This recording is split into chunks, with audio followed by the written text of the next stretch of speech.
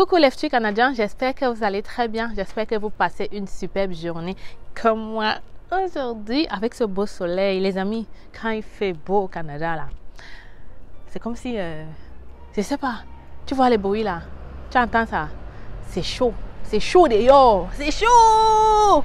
Alors les futurs Canadiens, aujourd'hui je vais te parler des erreurs que les immigrants commettent lorsqu'ils arrivent au Canada. Erreur que j'ai commise moi aussi, mais que j'aimerais que ça change. Donc écoute la vidéo jusqu'à la fin. On se retrouve donc juste après le générique.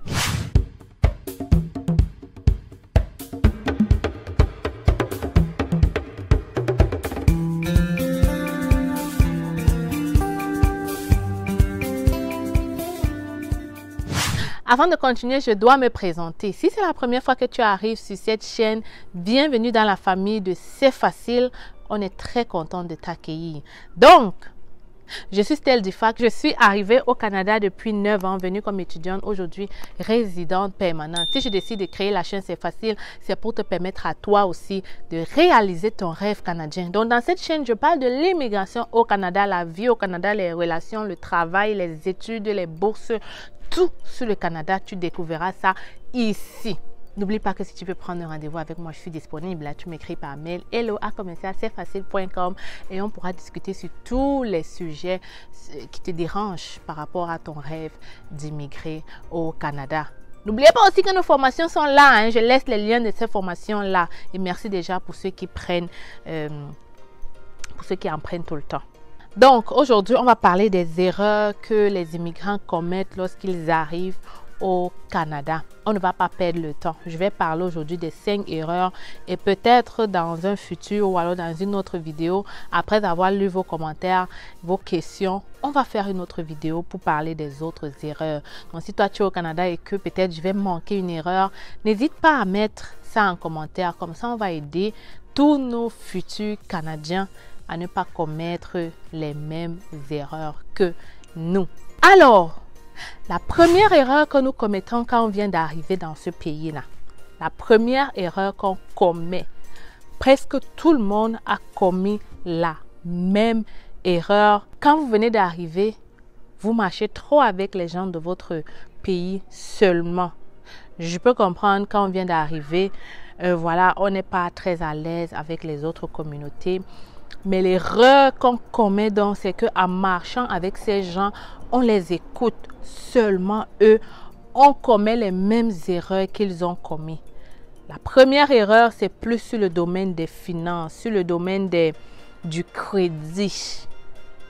Le crédit empêche beaucoup d'immigrants d'évoluer dans ce pays. Il faut savoir que le Canada offre tellement d'opportunités. Mais si ton crédit est sali, tu as peu de chances de pouvoir profiter de ces opportunités. Ou alors, ça va te prendre plus de temps pour reconstruire ce crédit afin que tu puisses profiter valablement de toutes ces opportunités. Parce qu'étant donné que tu es arrivé et que tu as trouvé des gens ici, tu vas être tenté de suivre les mêmes voies qu'eux. OK?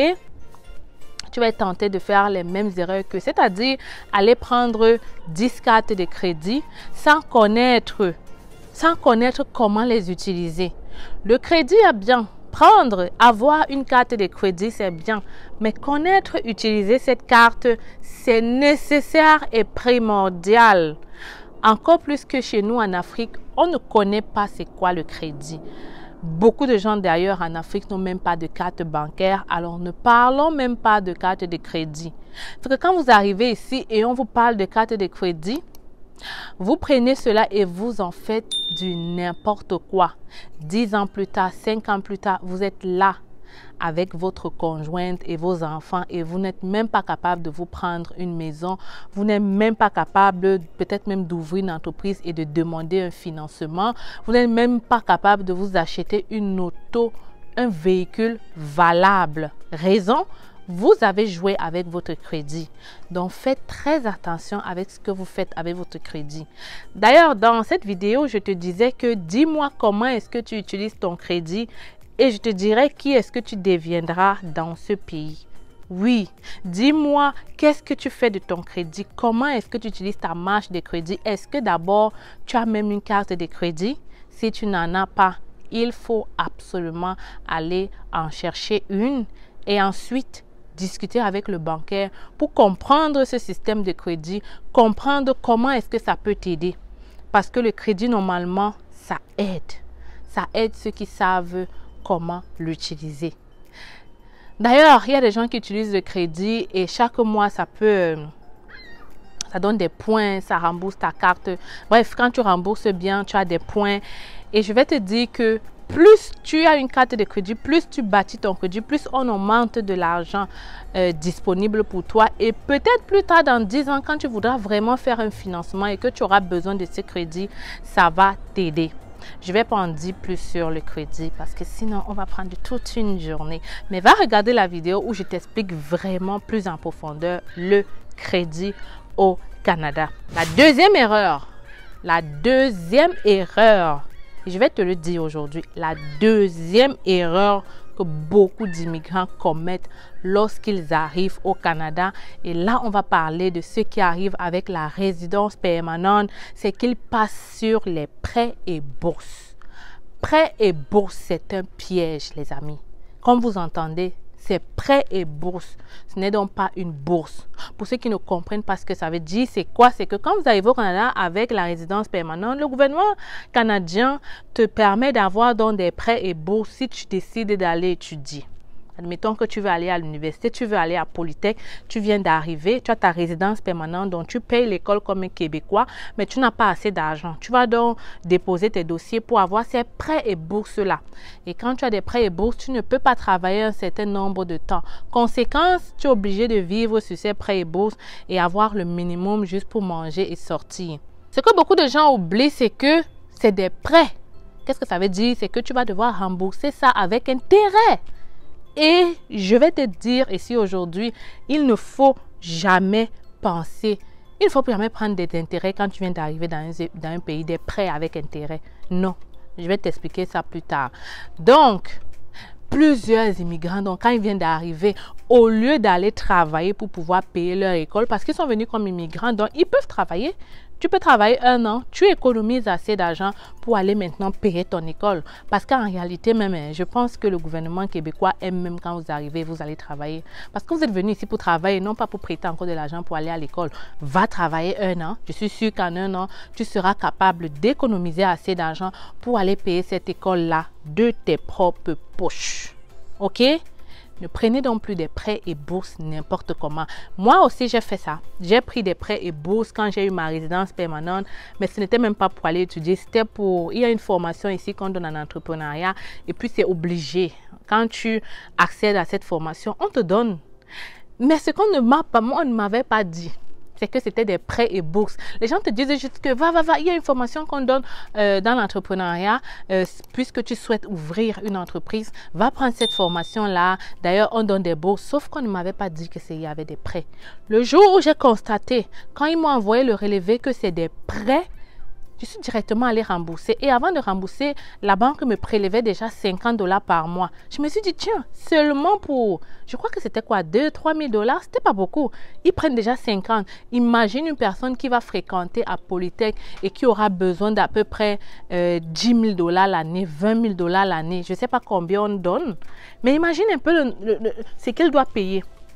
Je vais donc te dire ici aujourd'hui qu'il y a des gens qui sont arrivés au Canada avec la résidence permanente qui jusqu'aujourd'hui, après 5 ans, 6 ans sur le territoire, continuent de payer les intérêts de leurs prêts et bourses. Et ça se suit parce que quand vous arrivez, ils ne vous disent pas tout. Ils veulent juste se montrer, voilà là. Ils ne te disent pas la vérité. Ils t'envoient aller faire la même chose que lui parce qu'il ne veut pas que tu le dépasses. Tu vas donc aussi aller prendre ces prêts et bourses et tu vas vivre sur des prêts toute ta vie. Plus tard, quand tu voudras faire des choses, ça va réduire ta capacité d'emprunt. Donc, on enlève ces prêts et bourses chez les immigrants.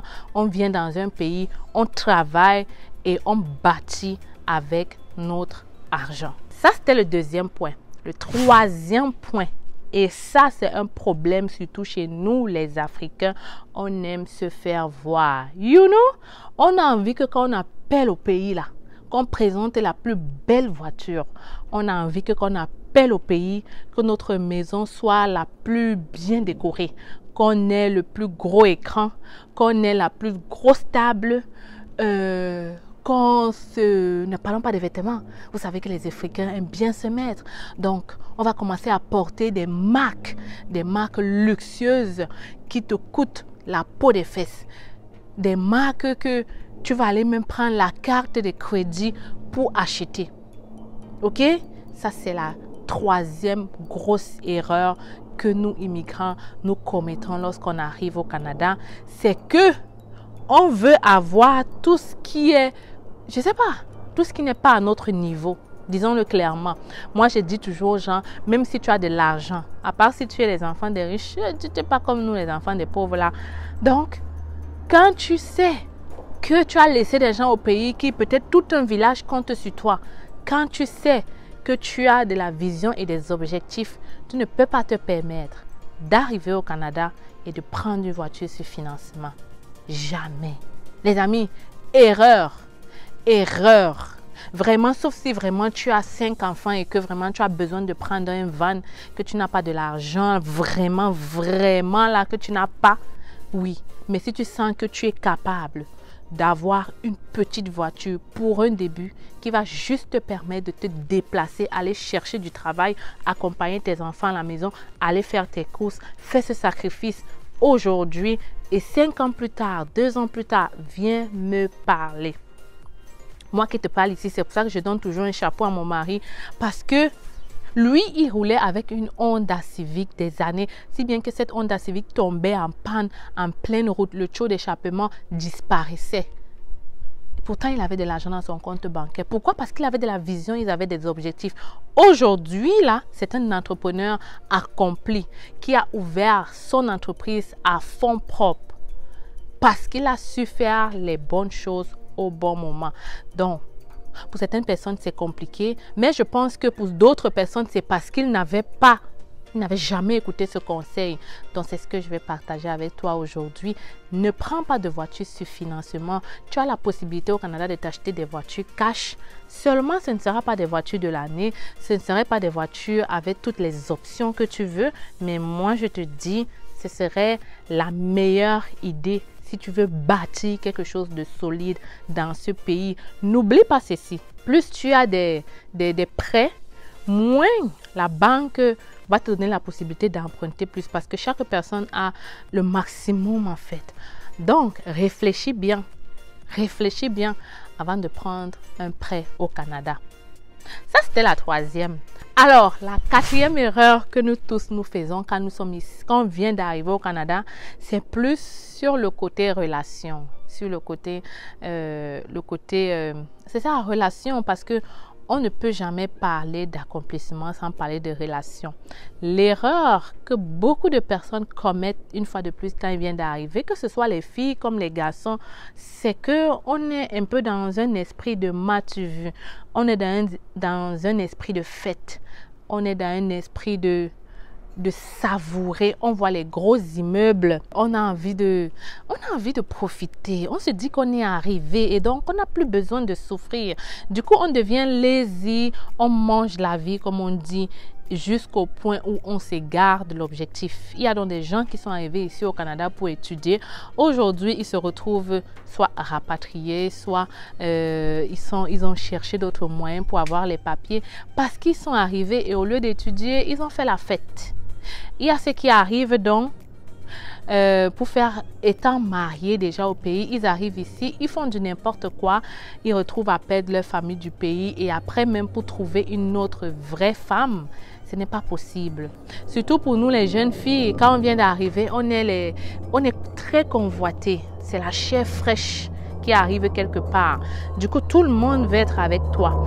Sauf que dans quelques années, tu seras la babouche de tout le monde. Personne, tout le monde connaîtra ton dossier. Le nouveau venu, le garçon qui va arriver, on va lui dire cette fille-là, tout le monde est passé là-dessus. Et plus tard, on va se retrouver en train de pleurer. Donc, aujourd'hui, on s'arrête ici. 4 erreurs. 4 erreurs que nous, immigrants, nous commettons quand nous venons d'arriver au Canada. La cinquième erreur rejoint un peu la première dans le sens que on ne recherche pas la bonne information. On ne recherche pas la bonne information. On écoute ce que les autres disent et on se dit que c'est ça. Tu comprends un peu? Quand la personne que tu as trouvée au Canada, qui est là depuis 10 ans, va te dire que « Oh, regarde les meubles là, tu ne peux pas t'acheter ça. » Tu ne peux pas t'acheter ça parce que...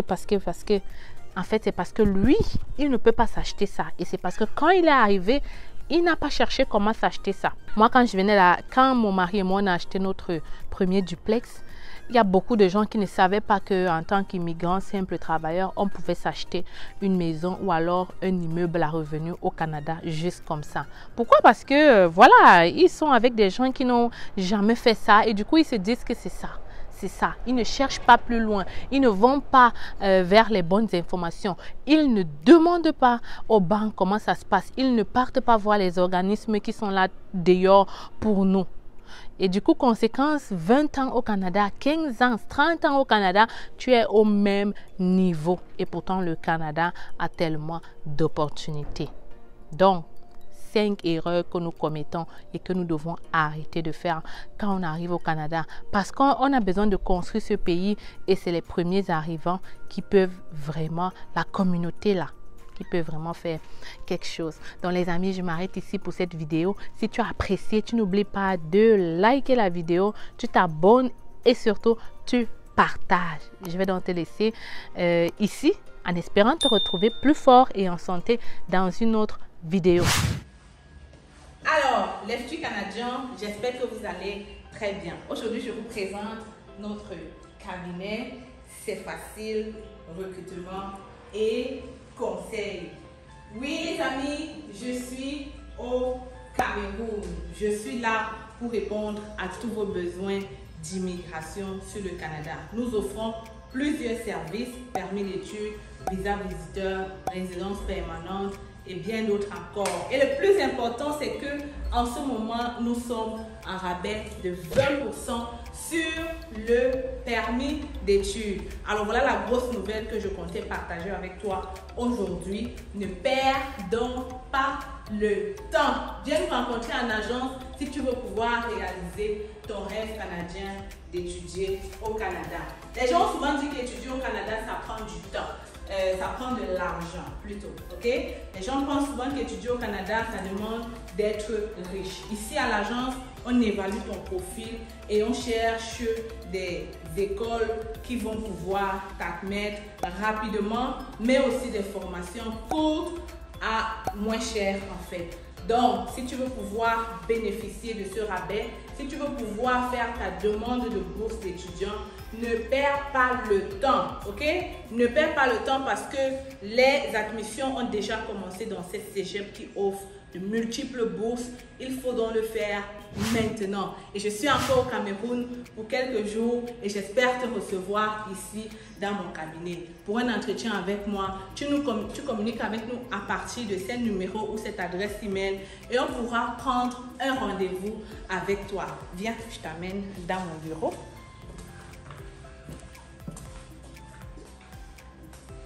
Alors, bienvenue dans le bureau de C'est Facile. Tu viens juste d'arriver. Hein? Donc, c'est ici qu'on va te recevoir. C'est ici qu'on va te donner du café là derrière. On est là pour toi. On est là pour te servir. Tu peux donc venir avec maman. Tu viens d'avoir le bac. C'est le moment de venir faire ta demande d'études au Canada. Ne perds pas le temps. Je le dis encore parce qu'il y a plusieurs personnes qui traînent le pas et qui, après des années, se rendent compte que voilà, ils auraient dû être là un peu plus tôt. En tout cas, je suis là pour vous servir et j'espère que vous allez venir ici très bientôt. Donc, les amis, oui, C'est Facile est là et je suis encore là pour un bout et viens en agence, n'est-ce pas?